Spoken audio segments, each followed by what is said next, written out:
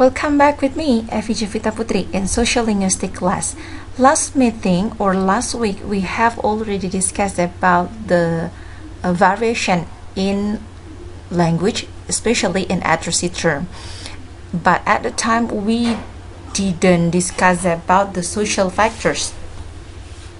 So in this part, we only focus on the social factors, social dimension, and the last one is domain. Generally, I can say that those three things are factors that give influence or affecting the choice of language or the occurrence of variation in our circumstance. And again, before we discuss about this topic, I suggest you to read first. You need to read the chapter 1 and chapter 2 of our module about social factor, dimension, and domain of language use. So it will help you to understand what I am talking to you. Here, linguistic varieties. Linguistic varieties or variation, or sometimes we call them as codes. It is a kind of a term that refers to language in context used to express and reflect the social factors. Linguistic varieties is also a set of linguistic form used under specific social circumstance. Maksudnya adalah variasi dalam penggunaan bahasa itu atau variasi itu sendiri merupakan suatu istilah yang muncul akibat keterkaitan antara cara seorang penutur mengekspresikan apa yang ingin dia sampaikan dan social faktornya. Dengan adanya variasi ini bisa menyebabkan variasi bahasa dalam skala luas atau dialek atau variasi bahasa pada skala kecil atau style. Dan variasi ini pun bisa terjadi pada banyak tataran. Variety can be happen in linguistic form seperti sound, morpheme, vocabularies, or grammar. Jadi tidak selalu dalam tataran kata atau diksi ya, pilihan kata. Tidak selalu seperti itu, tapi bisa lebih luas atau bahkan bisa lebih kecil lagi. Thus, variety, therefore, a term including different accent, different linguistic style, different dialect, and even different languages for social reason. Nah, jadi di sini dikatakan bahwa perbedaan aksen bisa terjadi pada perbedaan style yang sifatnya individu atau perbedaan dialek yang sifatnya skala luas atau bahkan perbedaan bahasa itu sendiri yang kaitannya karena alasan sosial. So, based on Holmes, social factors itu melibatkan participants, social setting, topic, and function. Partisipan itu maksudnya siapa yang bicara atau speakers, kepada siapa dia bicara atau hearer atau addressee. Sometimes partisipan ini juga bisa melibatkan orang ketiga. Masih ingat kasus pertama yaitu Ray dengan ibunya yang sedang berdiskusi atau sedang berdialog. Ketika ada orang ketiga yaitu neneknya di sana, Ray langsung merubah cara bicaranya. Nah, itu juga termasuk partisipan di dalam. Jadi tidak harus selalu orang pertama, orang kedua, tapi juga bisa orang ketiga. Social setting, it means that where are they? Mereka ada di mana?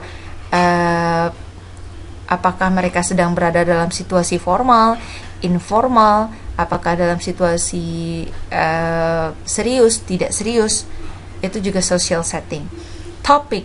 Topik ini lebih tepatnya yang sebelumnya saya sampaikan. Apakah mereka sedang dalam membicarakan hal-hal yang sifatnya serius atau tidak serius, rahasia atau umum. Nah, itu juga termasuk ke dalam social factor. Terakhir adalah function. Functionnya apakah di sini seseorang itu bicara untuk menghibur atau untuk menginformasikan atau faktor lainnya. Social dimension. There are 4 different social dimensions are useful to prove important in describing and analyzing all kinds of interaction based on Holmes. Jadi di sini setelah kita tahu adanya social factor atau faktor-faktor sosial, faktor sosial itu juga punya skala. Nah, skalanya itu disebut dengan social dimension.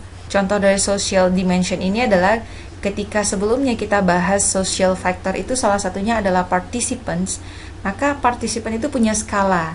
Nah, skala antar partisipan dengan partisipan yang lain itu digambarkan dalam social dimension. Apakah mereka dekat, close, atau jauh, yang mana ada distance di antara partisipan dengan partisipan yang lainnya. Atau juga dengan contoh lain, ketika di social factors itu ada faktor social setting, maka di dalam social dimension akan digambarkan skalanya. Apakah sosialnya itu skalanya formal atau informal, atau dekat atau jauh, atau serius atau tidak serius, itu digambarkan dimensinya. Kemudian ada fungsinya juga. Nah, untuk lebih lengkapnya, kamu bisa lihat di Holmes di bagian social dimension. Di situ teman-teman bisa lihat contoh-contoh dari social dimension. Intinya sih social dimension dengan social factors itu hampir sama. Hanya saja dalam social dimension itu lebih fokus kepada skalanya, skala dari si social factors. Sedangkan kalau social factors itu lebih fokus kepada faktornya. Jadi ketika kita bahas social dimension, kita akan bahas range-nya, dekat atau tidak dekat, formal atau tidak formal, intimate atau tidak intimate, as domain of language use. Nah, domain ini istilah yang dipopularize by Joshua Fishman. I took it from Holmes also. Jadi dalam Holmes juga ada istilah domain. Lebih tepatnya domain itu seperti setting. Perbedaannya dia lebih spesifik. Kalau setting kita menganggapnya sebagai tempat saja. Tapi kalau domain itu settingnya itu lebih terkategori. Seperti settingnya di rumah, berarti domainnya rumah, family. Settingnya dengan teman-teman, bisa jadi settingnya di rumah, tapi saat itu sedang berkecimpung dengan teman-teman, maka domainnya adalah persahabatan, pertemanan. Jadi kalau setting itu lebih cenderung pada lokasi, tapi kalau domain itu lebih cenderung pada setting yang tidak hanya melibatkan tempat saja, tapi juga melibatkan partisipannya dan topik pembicaraannya. Kalau Holmes menjelaskan setting itu sebagai a very general concept which draws the other social factors related to the participants, setting, and topics. Maka kita bisa lihat beberapa contoh domain itu seperti education, religion, family, friendship, employment, dan lain-lainnya. Karena itu dipengaruhi dari setting, partisipan, dan topik pembicaraan. These are the sample of a variation of language which are influenced or affected by domain, social factors, and of course di dalamnya itu ada social dimension.